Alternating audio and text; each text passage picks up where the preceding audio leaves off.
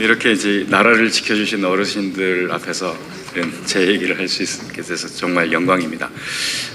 저는 사실 이 자리에 이제 쓰게 되고 또 요즘에 이제 후쿠시마 뭐 여러 TV에도 나오게 된 이유가 이런 거짓 선동에 의해서 우리나라가 특히 국민들이 피해를 받으면 안 되겠다. 그렇고 저희가 이쪽 분야의 전문가 중에 전문가다 보니까 제가 나서지 않으면 정말 다른 사람이 가짜 전문가들이 거짓말로서 또 선동해 국민들이 넘어가겠다 그렇게 싶어서 했습니다. 다음 슬라이드 주십시오. 저는 이제 내과 의사면서 또 해외학과 의사로 암 환자를 치료하고 있습니다. 제가 치료하는 암은 주로 이제 갑상선암, 전립선암, 또 신경내분비 종양이라 그래서 좀 희귀암이긴 합니다. 근데 주로 방사성 물질, 즉 핵물질을 환자의 몸에 집어넣어서 치료합니다. 여기에 있는 갑상선암 환자는 제 환자였고요. 왼쪽에 보시면 이 전신 사진인데 폐에 이렇게 막 전이가 돼서 시커먼 암덩어리가 폐에 다 퍼져 있는 것입니다. 여기에 이제 이분은 이제 방사선 요드는 후쿠시마나 아니면 체르노빌에서 가장 많이 쏟아져 나왔던 방사선 물질입니다. 그 물질을 우리가 약으로 만들어서 환자한테 투여를 하는데 그 양은 70억 베크렐 또는 100억 베크렐 엄청나게 많은 양을 주죠.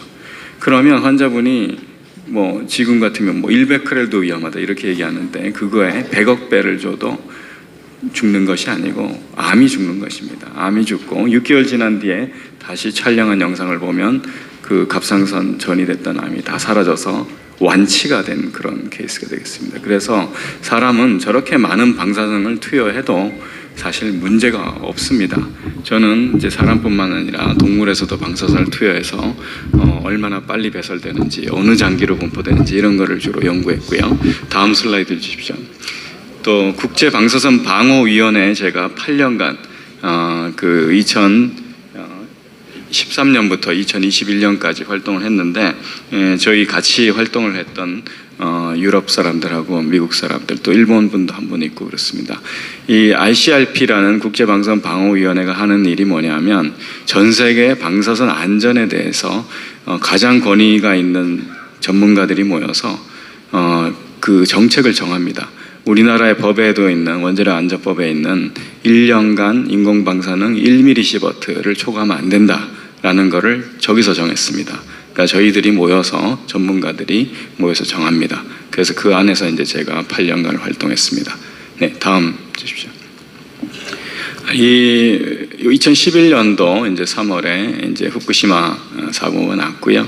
그 다음에 오른쪽에 있는 그림은 지금 현재 이제 그 사고가 난 이후에 처음에 굉장히 많은 방사선이 나왔죠. 1000배보다 더 많은, 지금 후쿠시마 방류하겠다는 1000배보다 더 많은 방사선은 이미 벌써 저 폭발을 하면서 저때 방사선이 다 쏟아져 나왔습니다. 그리고 2년간 지금 늘 뉴스에서 나오는 알프스라는 그 처리 장치는 2013년 3월, 즉 2년 뒤에 만들어집니다.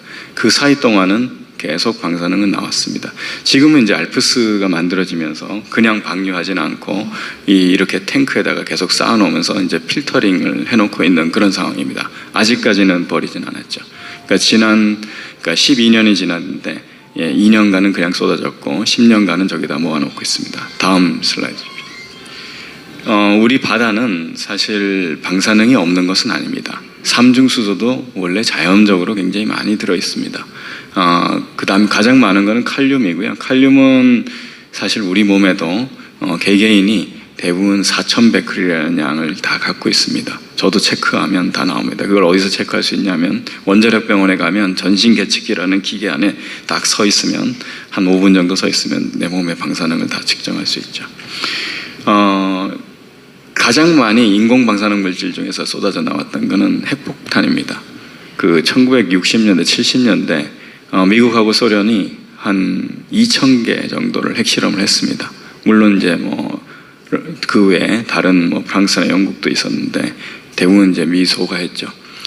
거기서 나온 방사능이 지금도 대부분 남아 있습니다. 그래서 전 세계 어느 물을 떠서 측정을 해도 플루토늄, 세슘 이러한 원자로에서 우리가 나올 수 있는 그런 것들이 다 핵무기에서 나왔기 때문에 우리 동해 바다를 측정해도 나오고 태평양이든 지중해를 측정해도 다 나옵니다. 극미량이긴 하지만 다 거기서 쏟아져 나온 겁니다. 그 이후에 체르노빌 사고가 나서 조금 더 했고요.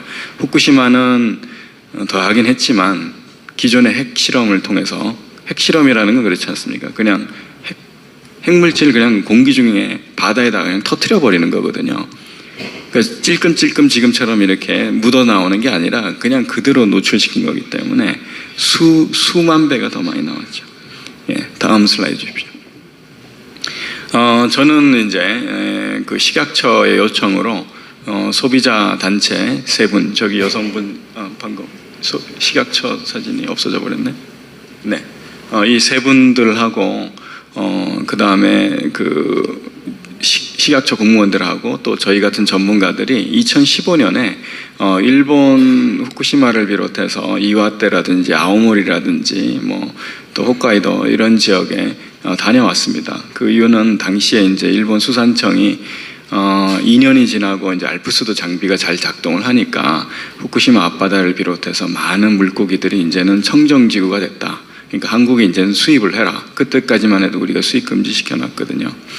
그렇게 요청을 했습니다. 그렇지만 우리 국민들이 당시에 믿을 수 없다. 일본 정부가 발표하는 걸 우리가 어떻게 믿고 수입하느냐. 괜찮다는 걸. 그래서 현장에 가서 직접 잡아서 우리도 측정해보자. 그렇게 해서 간 겁니다. 그래서 이제 다음 슬라이드가 이게 제가 이제 현장에서 새벽에 4시에 나가서 그 무로란이라는 홋카이도 지역에 우리나라 명태를 가장 많이 수입하는 지역입니다. 그래서 혹시라도 중간에 바꿔치기 할까봐 새벽에 이 배가 들어오는 그 자리에서 기다리고 있다가 배에서 하역하자마자 바로 우리가 한 상자를 사서 절반은 일본 수산청이 가져가고 절반은 한국 식약처가 가져와서 측정을 했습니다. 그래서 결국은 일본 정부가 발표하는 것이 차이가 없이 역시 그때쯤 되니까 오염이 거의 없다는 걸 우리도 이제 알게 됐는데요. 근데 이건 공식적으로 우리 정부가 발표를 하려고 이제 우리 국민들을 설득해야 됐다 이렇게 얘기를 했는데 일본이 WTO에 제소를 해버립니다. 그래서 우리는 이제 공식적으로 이 괜찮다는 사실은 발표하지 못했습니다. 왜냐하면 우리가 스스로 일본 수산물이 괜찮다 그러면 당시에는 WTO에서 질 뻔했거든요. 결국은 우리가 이제 이겼고요. 지금도 후쿠시마를 비롯한 8개현의 이 수산물은 수입되지 않고 있습니다. 다음 주십시오. 우리나라는 1994년부터 지금까지 매년 또는 어떤 거는 매달 이렇게 해역의 방사능을 측정해서 보고하고 있습니다. 다 홈페이지에 가면 다 있습니다. 이것도 제가 홈페이지에서 캡처한 사진이고요. 여기 보면 원자력 안전정보 공개센터가 있고 그 원자력 안전위원회에서 운영합니다. 실질적으로는 한국 원자력 안전기술원, 제가 이제 거기 이사회 의장으로 있는데 거기에서 이제 이거를 다 측정을 한 다음에 홈페이지에도 공개를 하고 있습니다. 어느 정도 자세히 하고 있냐면 방사능 물질은 삼중수소 당연히 포함되어 있고요. 세슘, 스트론튬, 플루토늄, 요드 이런 것들을 다 측정합니다. 심해도 측정하고 표충수도 측정하고 연안도 측정하고 바닷물만 측정하는 것이 아니고 우리가 먹는 먹거리, 그 해조류도 측정하고 그 다음에 어류도 측정합니다. 그래서 다 공개돼서 이렇게 100페이지 정도 되는 보고서로 매년 만듭니다. 그러니까 후쿠시마 2011년이 아니라 94년부터 지금까지 30년 동안 해왔던 겁니다. 근데 왜 우리나라는 후쿠시마 사고도 이전에 했을까? 1993년도에 소련이, 그 당시에 소련이죠. 그 동해에다가 핵 폐기물을 갖다가 버리는 걸, 몰래 버린 걸 발견을 했습니다. 일본이 발견하고 대대적인 신문이 나고 우리도 알게 됐고요. 그런데 나중에 알고 보니까 1966년부터 거의 30년간 몰래 갖다 버린 거죠. 그래서 당시 이제 우리 국민들도 다들 놀래서 우리 동해가 다 오염된 것이 아닌가 해서 우리 동해뿐만 아니라 남해, 서해 모두 다 계속 측정해 왔던 겁니다. 전 세계에 이렇게까지 해양 방사능을 자세하게 측정하는 나라는 거의 없습니다. 예, 다음 슬라이드 주십시오. 이게 이제 해양 측정하는 포인트입니다. 한 40개 해양 측정 포인트고요. 울릉도 쪽에서도 측정하고 있고 우리 남해 제주도 앞바다에서 측정하고 있고 포인트마다 다 하고 있습니다. 거기에 이제 이 홈페이지에 들어가서 해당하는 점을 찍으면 거기에 측정한 값들이 나옵니다. 다음 슬라이드 주십시오. 이런 것들은 보고서 형태로도 나옵니다. 이 왼쪽에 있는 거는 2010년도에 나온 보고서, 해양방사능조사, 오른쪽에는 2021년도 보고서, 뭐 그 사이에도 매년 보고서들은 나오고 있습니다. 이 보고서도 역시 공개가 돼 있어서 홈페이지에 그대로 다운받으면 되고요. 그대로 프린트 하시면 안에 내용을 볼 수 있습니다. 다음 슬라이드 주십시오. 그 보고서 내용 중에 한 장면입니다. 그러니까 우리가 지금 이제 삼중수소가 걱정이 돼서 난리잖아요. 일본이 삼중수소 갖다 버린다고 그러고 있으니까. 그러니까 1994년부터 2021년까지 지금 그 표를, 이 보고서 안에 들어있는 표가 되겠습니다. 그럼 이 점 하나하나가 측정한 표인데요. 맨 왼쪽에 보면 바닷물이 0.5에서 1.5 정도 사이, 제일 낮은 점수는 0.1 정도 되는 것 같고요. 제일 높은 건 1.5 정도 됩니다. 초창기에는 이 검사 자체가 아주 정확도가 떨어졌기 때문에 높게 나온 데 있습니다. 저렇게 높게 나오는 정도는 어디냐? 바닷물이 강물 같은, 그러니까 우리가 얘기하는 한강물이나 낙동강물 수준입니다. 우리가 먹는 이 생수 안에는 보통 1 내지 2 정도 사이가 들어있습니다. 리터당. 그러니까 마치 바닷물이 높은 데는 강처럼, 아니면 우리가 먹는 생수만큼 높다는 걸 알 수가 있고요. 시간이 지나면 점점 떨어져 2011년 이후에는 대부분 다 강에 비하면 한 5분의 1 정도 수준으로 이제 떨어지게 됩니다. 원래 바닷물은 삼중수소가 우리가 먹는 생수에 비해서 5분의 1에서 10분의 1 정도로 적습니다. 그 이유는 뭐냐면, 왜 그럼 생수에는 삼중수소가 들어있을까? 원자로 때문에 들어있는 게 아니고요. 태양풍에 의해서 성층권에서 삼중수소는 자연적으로 만들어지고 있고요. 거기서 빗물 형태로 떨어집니다. 그 다음에 바다로, 강으로 돼서 바다로 간 다음에 바다에서 희석돼서 사라지죠. 얘는 이제 반강기라 그래서 12년이 지나면 반씩 줄거든요. 저절로 없어집니다. 원래 물리적으로. 그렇기 때문에 바다에서 사라지기 때문에 결국은 바다의 희석 효과 때문에 우리가 먹는 생수나 강물에 비하면 바다는 항상 5분의 1 내지 10분의 1 적습니다. 2011년 이후에 2011년도에 사고가 났죠. 자, 시뮬레이션에 의하면 2년간 아무 대책 없이 삼중수소는 계속 쏟아져 나왔고요. 지금보다도 1000배가 쏟아져 나왔고, 그 1000배는 태평양을 빙글빙글 돌아서 한 6, 7년 지나고 10년쯤 지난 다음에 결국 한국에 왔는데 거의 1경분의 1, 굉장히 적은 양이 온 거죠. 그건 왔다고 얘기할 수도 없죠. 그러다 보니까 기존에 있던 삼중수소에 비해서, 그럼 원래는 2011년도 이후에 10년이 지난 정도, 그러니까 7, 8년이 지나면 2018년 정도에 뭔가가 약간 증가되는 게 보였어야 되는데 전혀 증가되지 않습니다. 그러니까 이거는 이미 검증된 겁니다. 그러니까 엄청난 양의 많은 방사능을 일본이 태평양에 2011년부터 13년까지 쏟아 부었는데 지금까지 우리 동해, 남해, 서해는 아무 이상이 없습니다. 그런데 지금 그거보다 1000분의 1을 방류를 하니까 우리가 문제가 된다라고 얘기하는 것은 아주 새빨간 거짓말일 수밖에 없는 것이죠. 네, 다음. 이게 이제 알프스 장비를 이제 간단히 보여준 거고요. 알프스는 이렇게 이제 원자로가 지금 노심이 녹아서 지금 있는 상황, 개봉되어 있는 상태에서 지하수나 이런 것들, 빗물이 이제 들어가게 되고 그것들이 바다로 흘러가는 거를 차폐를 해놨고요. 그거를 다시 이제 정화를 해서 필터를 합니다. 필터를 하면 대부분의 중금속과 미네랄은 다 걸러집니다. 우리가 증류수를 만드는 방법이에요. 우리가 요즘에는 증류수를 옛날에 물을 끓여서 했지만 요즘에는 다 중공사막이라는 필터를 이용해서 하는데 보통 한 번 필터에서는 완벽하지 않기 때문에 3차 증류수라 그러면 3번 필터를 거칩니다. 그러면 진짜 순수한 물만 남죠.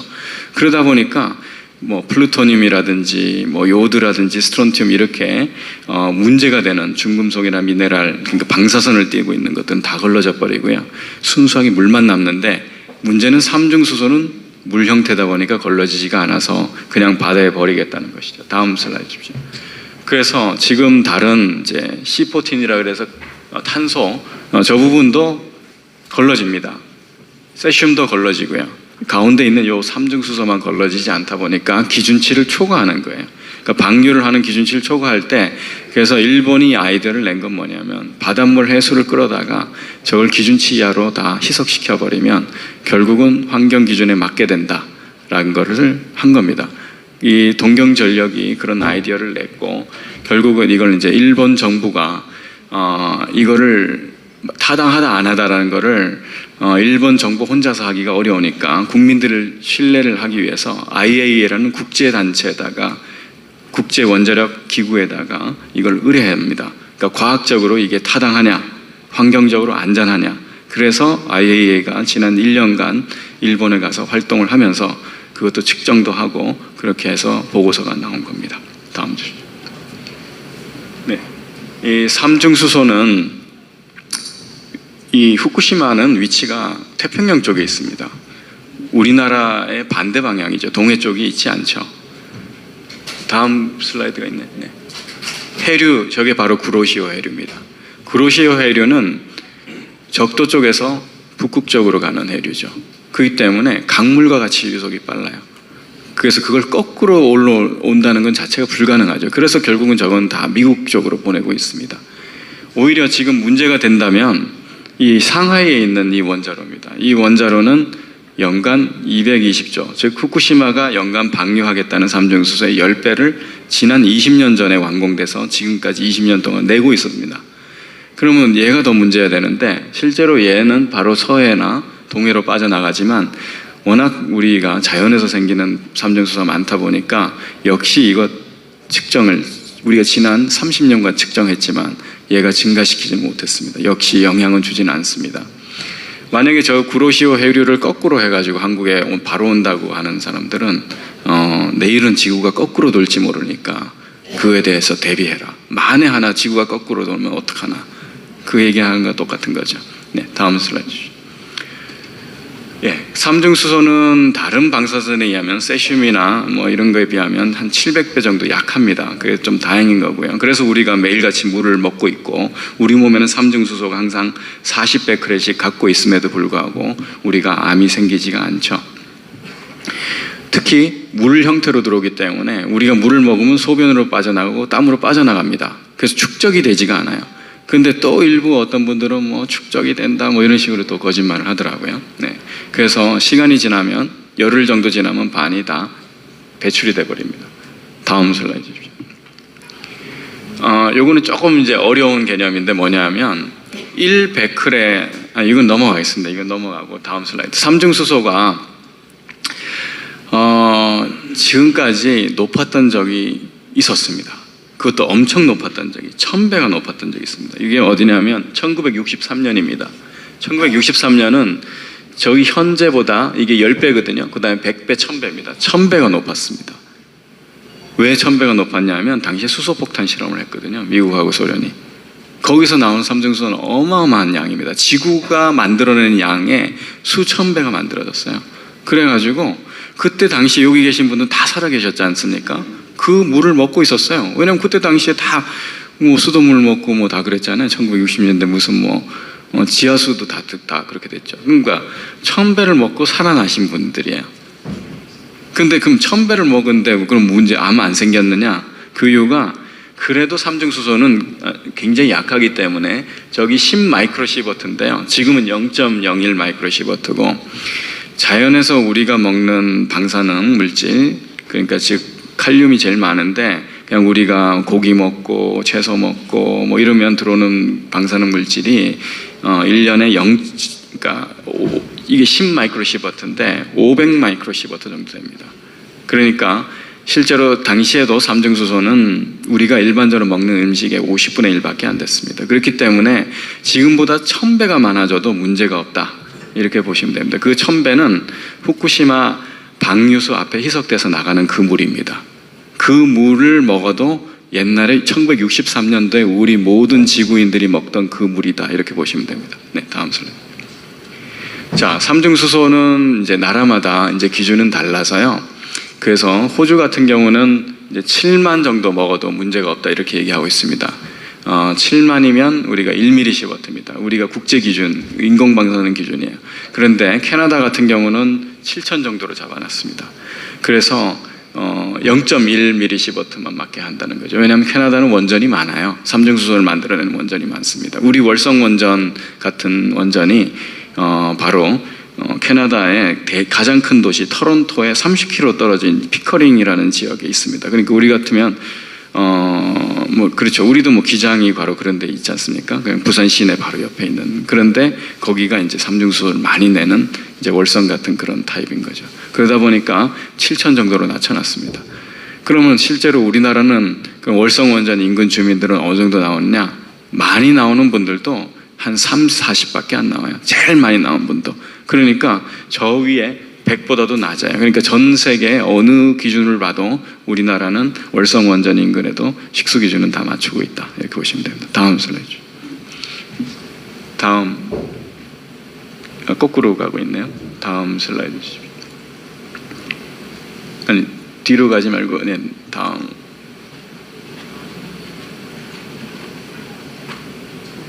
하나 더 뒤로. 네.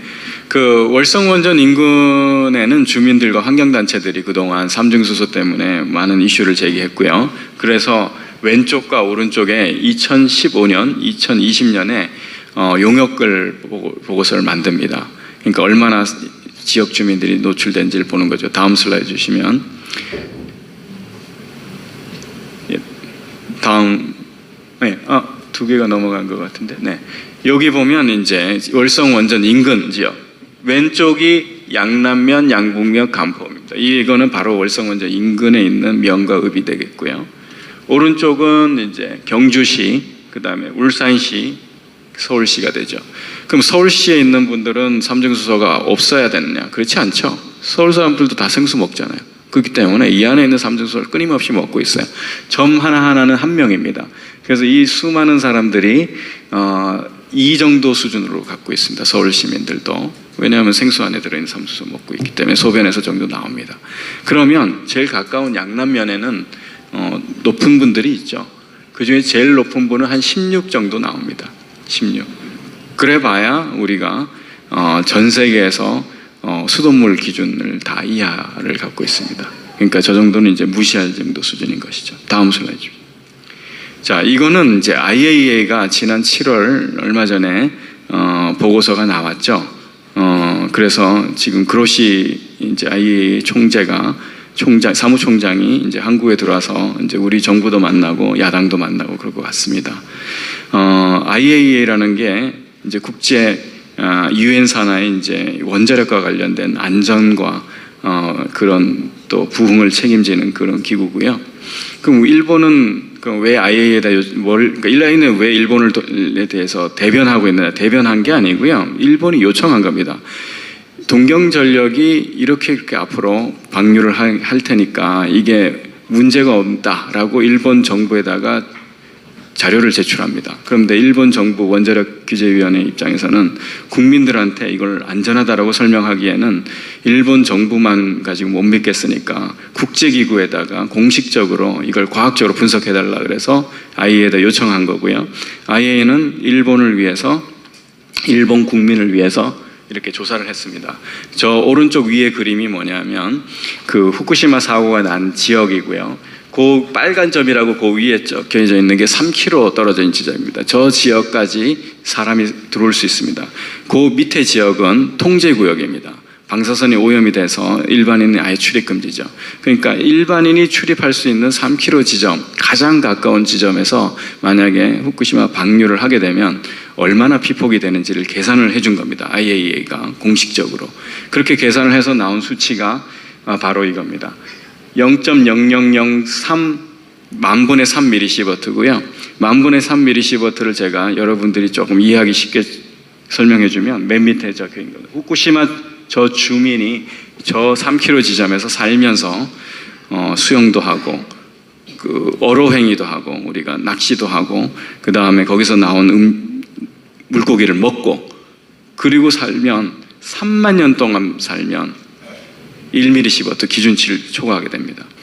사람이 3만 년 동안 살 수 있나요? 불가능하죠. 그러니까 저 지역도 안전하다라고 IAEA가 보고서를 낸 겁니다. 그 IAEA 보고서는 저거를 방류해라라는 말이 없어요.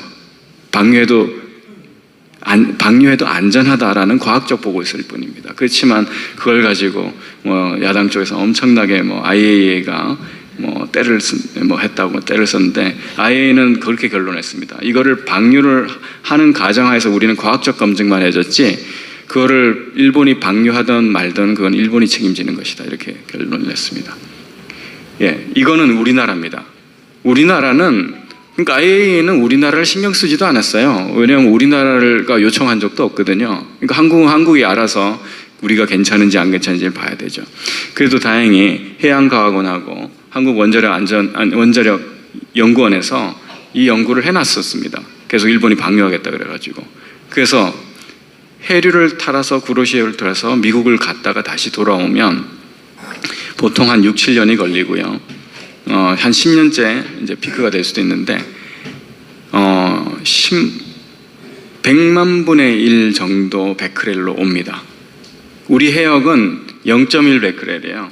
근데 0.00001이라는 게 100만 분의 1인데 그 얘기는 뭐냐면 우리가 먹는 이 생수 안에 있는 양의 100만 분의 1이 온다는 거예요. 100만 분의 1은 측정 자체가 안 됩니다. 얘도 측정하려면 시간이 많이 걸려요. 1도. 그런데 100만 분의 1? 당연히 측정이 안 되죠. 저거는 그냥 이론일 뿐이에요.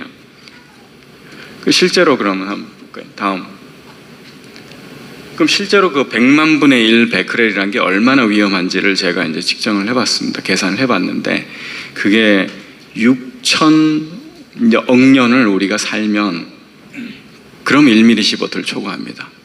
6천억 년을 살아야 됩니다. 지구가 멸망할 때까지 살아야지만 기준치를 초과해요. 우리나라 해역입니다. 일본은 아까 했지 3만 년이잖아요. 3만 년이 우리나라는 6천억. 그만큼 우리는 떨어져 있기 때문에 그런 거예요. 그걸 가지고 자꾸 위험하다? 그러니까 심지어 뭐 어린애는 위험하지 않냐, 임산부는 위험하지 않냐. 그러면 10배 곱하면 됩니다. 왜냐면 10배 더 위험하거든요. 그러면 600억 년이에요. 그럼 600억 년 사는 어린아이가 있나요?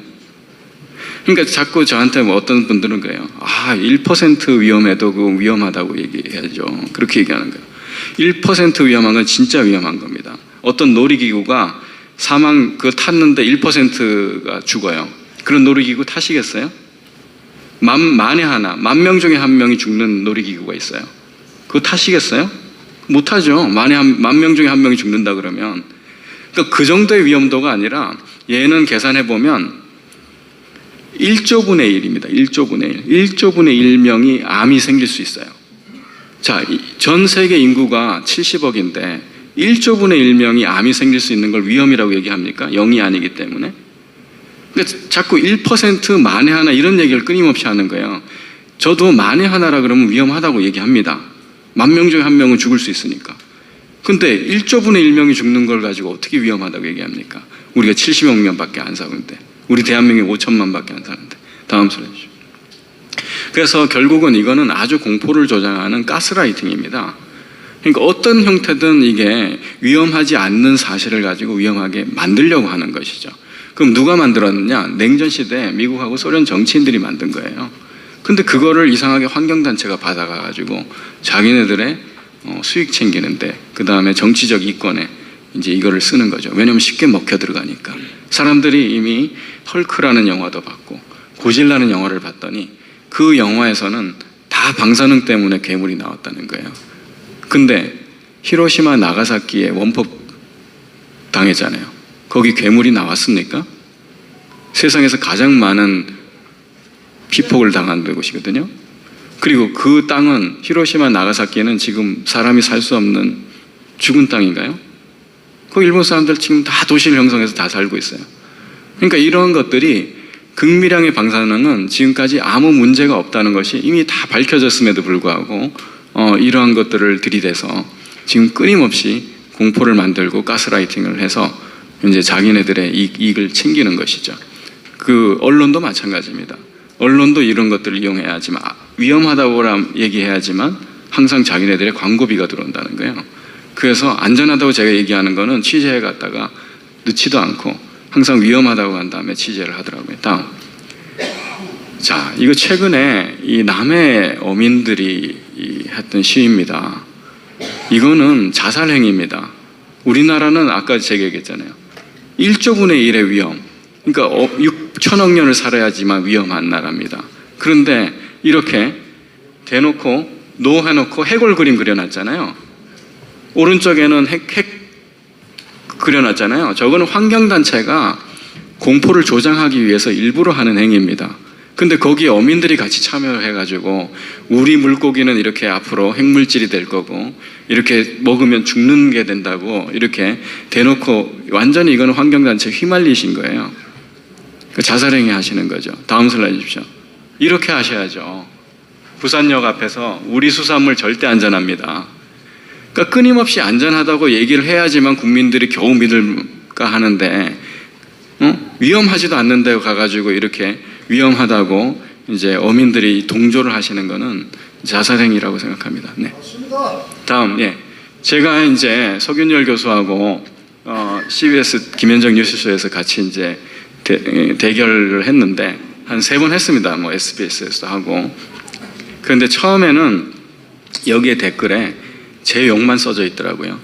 예, 석윤열 교수님은 뭐 영웅인데 제가 뭐 거기에 뭐 그래서 후쿠시마 물은 온갖 저 혼자 다 먹으라 뭐 이런 얘기를 썼는데 한 달이 지난 지금에 바뀌었어요. 제가 과학적으로 제대로 하고 있다라는 얘기로 바뀌어서 제가 굉장히 고무가 됐고 앞으로도 우리 국민을 위해서 저는 끊임없이 제가 욕을 먹더라도 계속 이런 얘기를 할까 합니다. 네, 다음. 자, 제가 이제 수협에 가서 이런 강의를 하다 보니까 수협에 계신 분들이 그러더라고요. 아, 그럼 우리가 안전한 건 알겠는데, 아니 우리가 이렇게 나가서 뭐 시위를 해봐야 안전하다고 해봐야 일반인들 믿겠느냐? 다 그거 뭐 이익 때문에 그런 거 아닌가? 그래서 그럼 정부가 안전하다고 해줘야지. 그래서 제가 정부 보고 계속 끊임없이 안전하다고 얘기하라 그랬어요. 그랬더니 처음에는 정부가 방류 반대했습니다. 방류 반대하는 순간에 저거는 방류하면 우리나라는 영향을 받는다. 그렇게 생각하는 거예요. 그렇게 하지 말라 그랬고 그 다음에는 이제 매일같이 설명하라 그랬습니다. 다음 주십시오. 그래서 정부가 6월 16일부터는 매일같이 브리핑하고 있습니다. 그런데 문제는 정부가 여전히 일본 얘기만 하고 있더라고요. 우리 해역이 깨끗하다는 얘기를 자세하게 설명을 해줘야 되거든요. 우리는 데이터가 다 있기 때문에. 그런데도 맨날 알프스를 다녀왔더니 뭐 알프스가 검증이 잘 돼 있고 뭐 앞으로도 방류해도 문제가 없을 거라. 그거는 일본 국민들이 걱정할 문제입니다. 알프스가 작동을 안 하면 후쿠시마 앞바다가 오염됩니다. 우리나라는 알프스가 작동 안 해도 하나도 오염되지 않습니다. 지난 2011년부터 2년간 알프스 없을 때 다 방류했는데 우리는 여전히 지금까지 깨끗해요. 그러면 그 얘기를 정부가 해줘야 되는데 자꾸 일본 정부에 이중된 것처럼 일본 그러니까 친일파 소리를 듣죠. 야당도 마찬가지예요. 왜? 일본 후쿠시마에 가서 시위를 하면 됩니다. 일본 환경단체하고. 왜냐하면 일본 국민들이 위험할 수 있으니까요. 제대로 일본 정부가 못하면. 우리나라는 관계없는 나라거든요. 왜 우리나라에서 떠드나요? 그러니까 야당도 친일파입니다. 전형적인 일본 국민을 위해서 싸우는데 왜 한국에서 떠들고 싸워서 마치 우리 해역이 문제가 될 것처럼 뉘앙스를 풍기고 그건 아주 잘못된 것이죠. 네. 그래서 저는 이제 공포와 과학을 집어삼켰다. 여기 이제 최소경 그 글마당 대표님이 이제 소개해 주셔가지고 제가 이 책자도 이제 번역을 하게 됐고 그렇게 함으로써 좀 사회 활동을 더 열심히 하게 된 계기가 되었습니다. 네, 이것으로 제 강연을 마치겠습니다. 감사드립니다.